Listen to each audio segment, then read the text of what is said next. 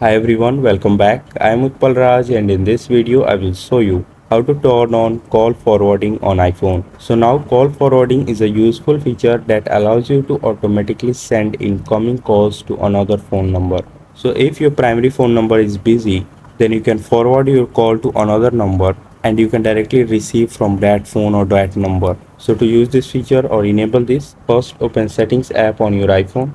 Now before proceeding, if you are using iOS 18, then scroll down and you will find Phone app within this list. And if you are using iOS 26 or later, then scroll down to bottom and click on Apps. Now within this section, you need to find Phone app and click on it. Now scroll down and go to Call section and then click on Call Forwarding.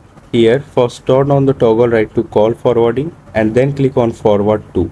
Now you need to enter the number and after entering the number, just click on this arrow icon and that's it. From now on, whatever call you will receive on your number will be forwarded to this number that you have selected. So if this video helped you in any way, make sure to like it, share it and subscribe to this channel. Thanks for watching.